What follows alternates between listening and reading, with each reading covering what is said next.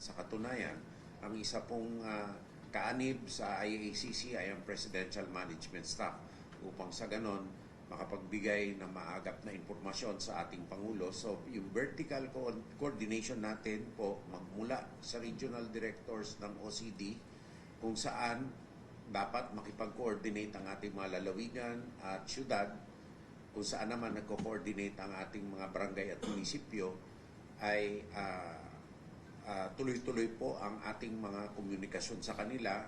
Doon po sa nakaraang bagyo, hindi po nawala ng komunikasyon dahil sa mga satellite communications devices po na ginamit. Nandyan din po ang hindi po nakikita ng ating mga kababayan na nagtatrabaho, katulad po ng DBM na kung saan naninigurado po sila na ang kailangan po natin pagtustusan ay pantustos ay nandyan po.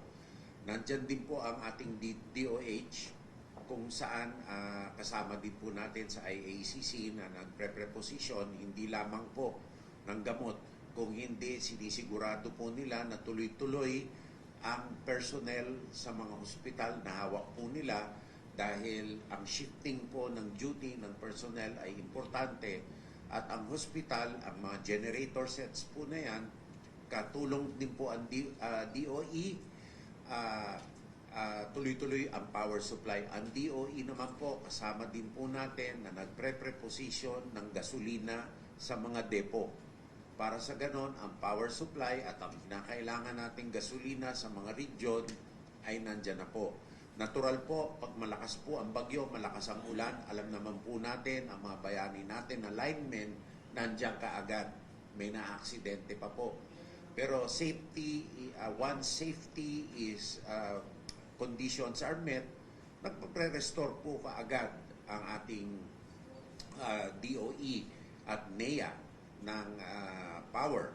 Ang ating pong DPWH, alam naman po natin, within 24 hours, basta pwede po, cleared na po ang major thoroughfares.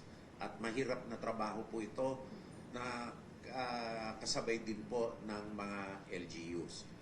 Ngayon po, inaanyayahan ko din ang ating mga kababayan na maging matanong sa ating mga barangay officials or maging proactive sa pagtatanong sa ating barangay officials kung ano ang dapat nilang asahan, kung saan sa barangay sila lilikas or saan sila pupunta upang makakuha ng serbisyo.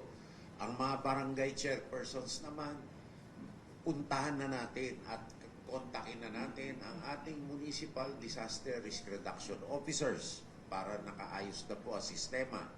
Sa NDRRMO, sa lalawigan naman, ang lalawigan po at mga syudad, Regional Director Communications po ay importante upang sa ganon, maagap namin malaman ang maagang mga sitwasyon upang makapredict kami kung anong kailangan pang gawin at matugunan namin ang kinakailangan ng mga lugar. So, yun lang po at antabayanan lang po ang ating mga social media sites at patuloy na impormasyon na i-release po namin sa ating mga kababayan. Nandyan din po ang ating mga regional media networks, city and municipal, kung saan ikakascade po natin itong impormasyon na ito para maagang pong babala, maagang paghahanda at maagang pagkalinga sa ating mga kababayan sa ilalim ng bagong Pilipinas ng ating Pangulo. Maraming salamat po. Thank you very much, Secretary Teodoro. We are now opening the floor to the media for questions. Some house rules. May we ask those who will be asking questions to identify yourself and the media you're representing and to whom you're directing your question.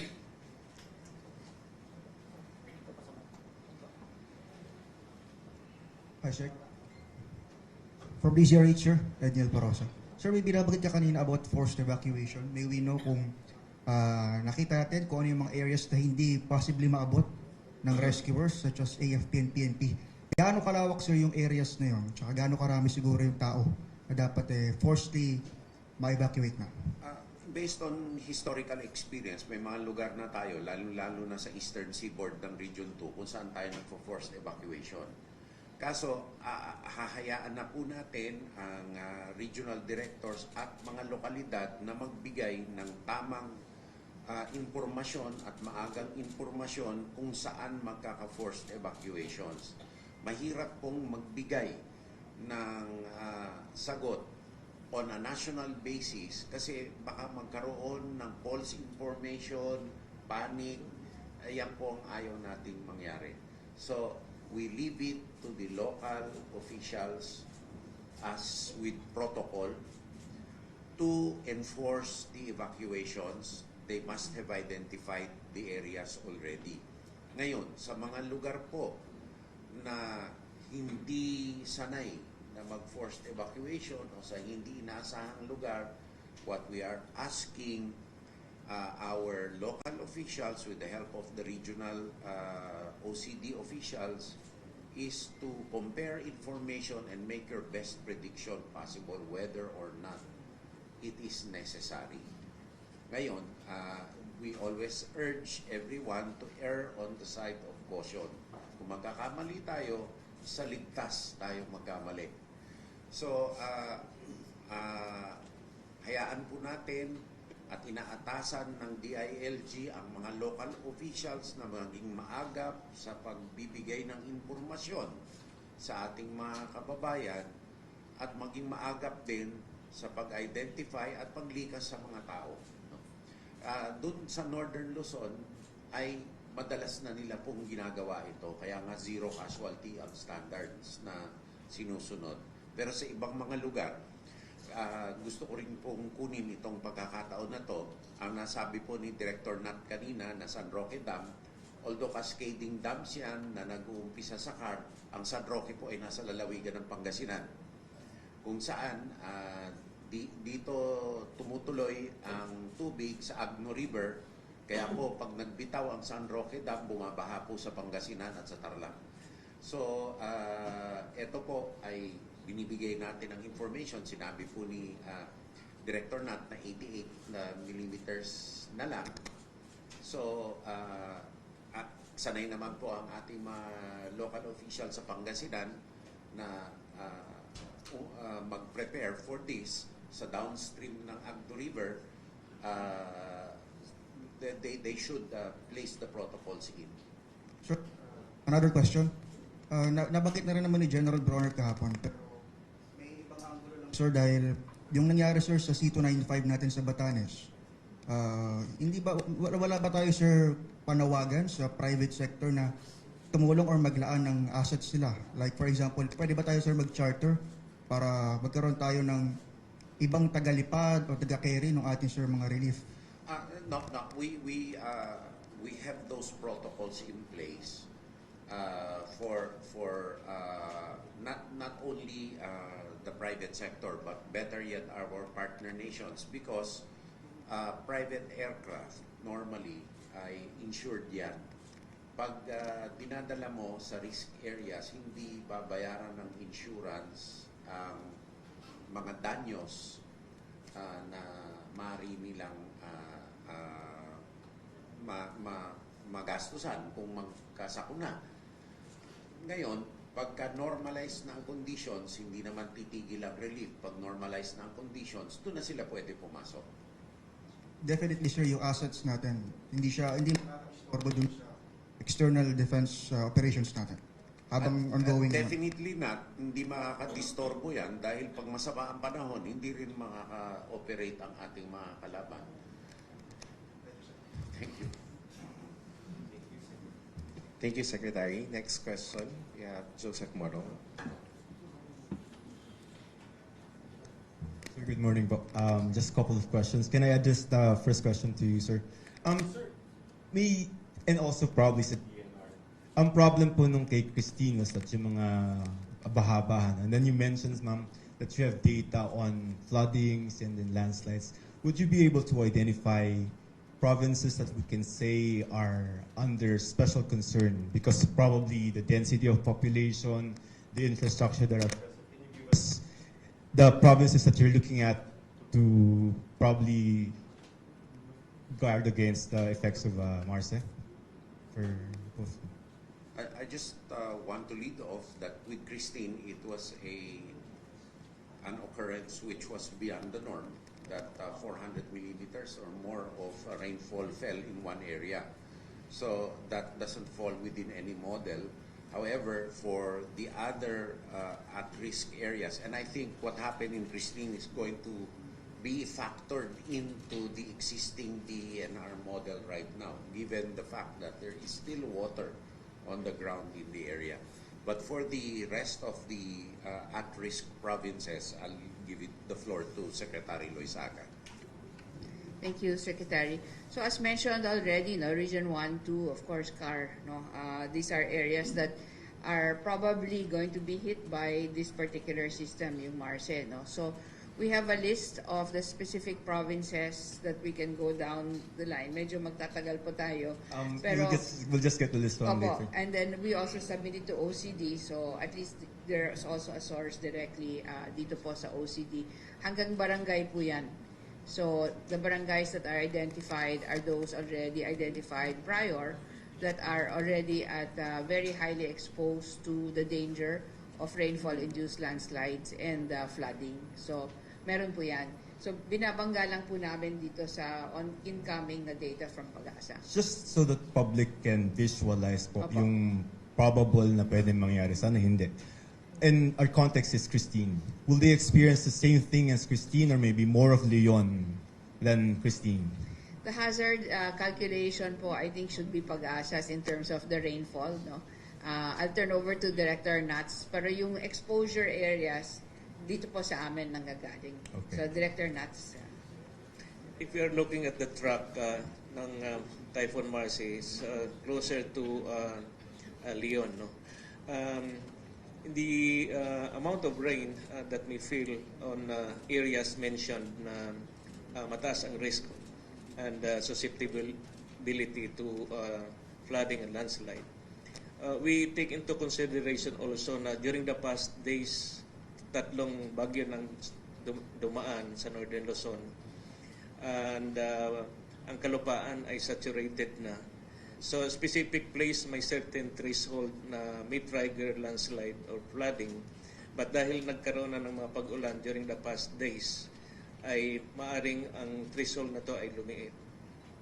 Meaning, kahit na moderate lang ang mga pag-ulan, but may mga possibility na magkaroon ng mga pagbaha o landslide dahil nga sa ang kalupaan ay saturated.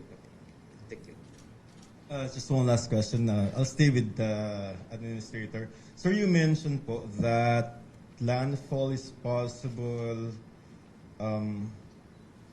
Thursday?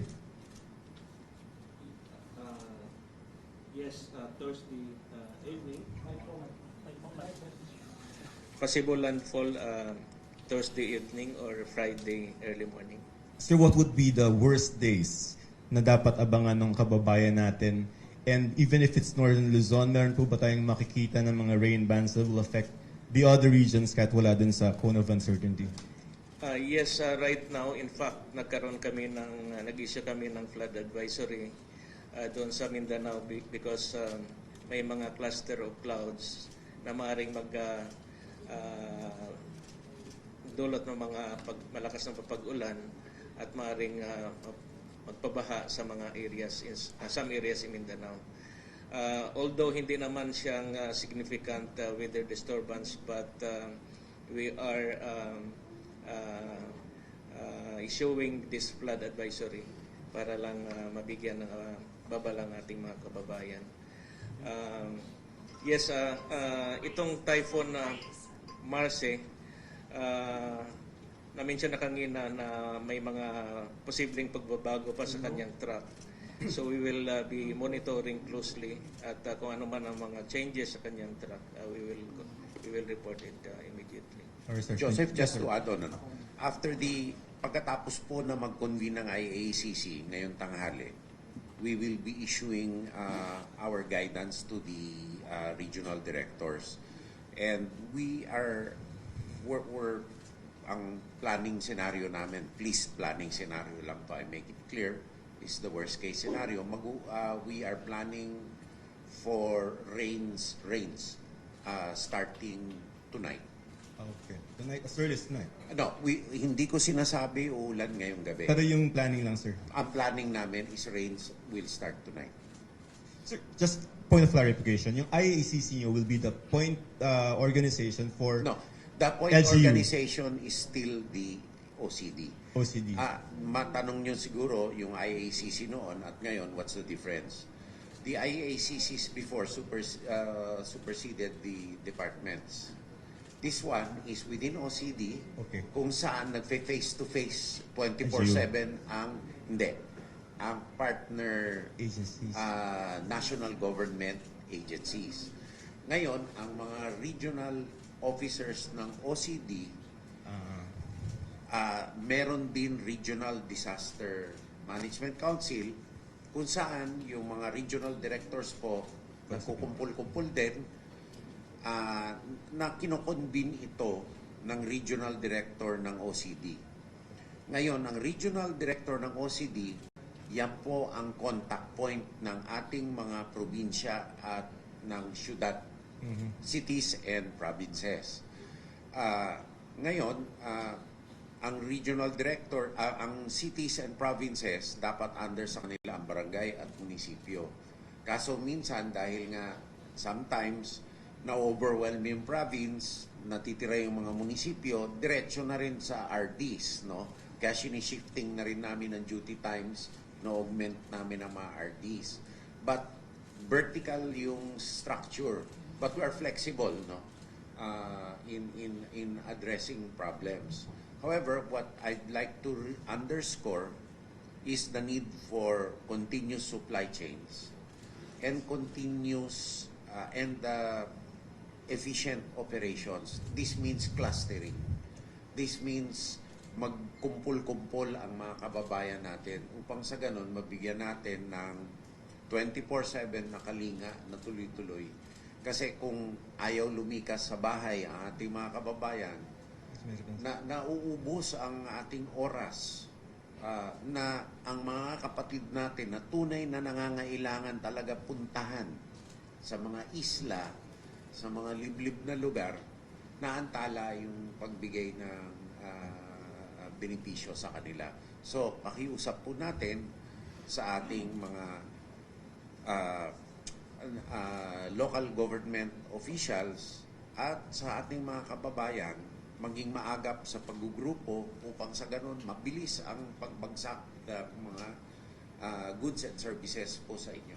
Sir, curious lang, yung sa forced evacuation, medyo problema yan kahit naman dito sa Metro Manila, hindi sila alis hanggat wala na yung bahay nila, di ba? What would trigger and also maybe guidance from the OST, para dito sa mga LGU na magti-trigger na hindi, umalis na kayo dyan? Ang trigger niyan ay, of course, may protocols ang LGU for forced evacuation.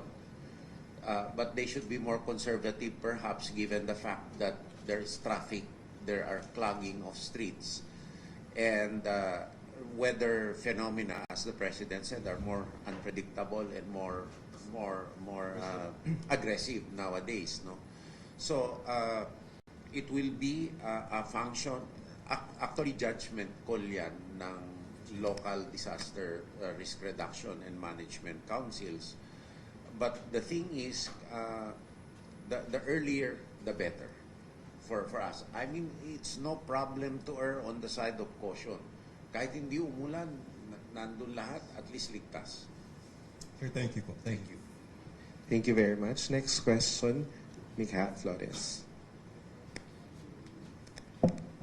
Hi, good morning. Sir, aside from forced evacuations, in terms of preemptive evacuations naman, especially those towns and barangays that will be directly in the typhoon's path, I was wondering if you already have an estimate or a number as to how many are those that are going to be preemptively evacuated as a precaution to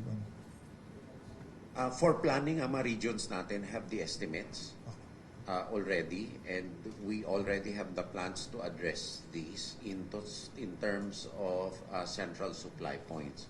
But I will not give a number now because to do so would not be in accord with our operational and security protocols. So rest assured, as of yesterday, we have already been calculating the required amounts that we of goods and services, and the required supply routes that we will need to take to service these areas. Preemptive evacuation is a good thing, and it's voluntary. You know, they can, for example, people who live beside rivers, and there's already rain, they can go perhaps to people they know in safer areas. You know, it's people's instincts are also good. Just as long as you follow your instincts, sometimes it's also good. You know, people in rural areas actually are used to this. It's just that we need to meet the people where their instincts would lead them to, and where community and cultural practice leads them to. We were just talking, nung nag-uusap lang kami nung araw, may yung mga munisipyo, may sirena, may kalembang, alam na ng tao kung saan pupunta nung araw. Ngayon, of course, nagkaroon ng habitation sa mga nagkaroon ng built-up areas na wala na ito, no? But rest assured, what we are asking our countrymen to do is to allow us to serve you better and quicker and safer. Sure, just a follow-up. I understand the security component, why we're not disclosing figures now, but can you just be given as an estimate so that we have an idea how big I will not give an estimate. I don't think it's useful to have estimates except for our planning purposes. Sir, just one final question, my answer. What we want to do is to just release to the public the information they will need to process what their decisions will be, what to do. I think that is the most important thing to cascade to the public right now. Sir, just very quick, what are the key learnings that we have learned from the two typhoons that have? Well, we have learned a lot. That's why our processes have been adjusted. Actually, for me, the key learning really is to concentrate on coordination and interagency and vertical coordination, which is the core of our functions. And Senator Legarda has also talked to me before regarding the need to streamline and make more efficient our disaster risk reduction processes under the law, where we will allow the different agencies of government to synergize their individual competencies and expertise to deliver more efficient services, to prepare better. Now, for the rest of the learnings, because we are in the process of responding to two disasters, preparing for another calamity, that those key learnings will be after a post-disaster conference for all this, and the IACC members will come out with the key learnings, and which we will add to our coordination protocols. And we will cascade if we see something that's specific to a locality. We can share the information with them to improve their protocols too. It's part of the mandate of the OCD. But that would be for another time, because we have to look forward. We have to predict forward for these things. Thank you, sir. Thank you. Thank you, Mikha. Do we have any more questions from the media? Nestor Corrales. Good morning, Nestor Corrales from the Philippine Daily Inquirer. Sir, recently the international aid group Oxfam said in a report that the government has been underutilizing its disaster funds, as it spent more money on responding to calamity than taking steps to prevent it from happening. In fact, they put out that from 2016 to 2020, about 118 billion in public funds for disaster mitigation or prevention was not used at all. How are we addressing this in the current government? Well, you see what we're doing right now. We're trying to be to anticipate what communities will need beforehand, and we have reinforced interagency cooperation both horizontally and vertically, and we have tried to preposition as much as we can needed supplies and personnel. Personnel is a big issue here. Now, for the rest of the nuts and bolts of what these reports say, I think it's best left to another time to respond in the appropriate forum. For the DILG, I have a question because there have been issues raised about the quick response funds because usually it necessitates the occurrence of actual disasters and the declaration of a state of calamity, thus implying that the LGUs have a reactive type of response to these kinds of spending because sometimes they are afraid of being of the disallowance from the Commission on Audit. How is the DILGs and LGUs addressing this, sir? Napag-usapan na po yan ng ating mga mayors, local executives with our secretary at ginagawa na po nila ng paraan upang mapabilis po yung mga proseso na tungkol dyan na hindi sila magkakaroon ng problema lalo-lalo na sa audit sa COA. May I take this opportunity also to respond to that? In the IACC, we have invited the COA to be represented in the IACC to show, para mapakita natin kung paano tayo nagdidesisyon na kailangan maagap tayo sa pagdesisyon. Kaya ito ay hindi maaring ipagpaliban dahil ang mga desisyon na to dahil sa mga proseso na kinakailangan. Ngayon, sa ganang akin po, pag may oras, inaanyayahan po natin ang review ng PDP 1445 as amended. Yung State Audit Code as amended 1977 pa po yan. At pag hindi po ito na-amendahan sa makabagong mga alituntunin, ang ating COA ay forced din na sumunod sa isang batas na ginawa noong 1977 nang wala pang e-commerce. Kaya palagay ko, para sa kabutihan ng lahat, pagtuunan po natin ng pansin ang PD 1445 as amended dahil ito ang maaring maging tulay upang mas mabilis at maging episyente ang serbisyo ng gobyerno. Thank you, sir. Thank you. Do we have any more questions from the media? All right. I think maybe ask Secretary Todorov to give some reminders and closing statement.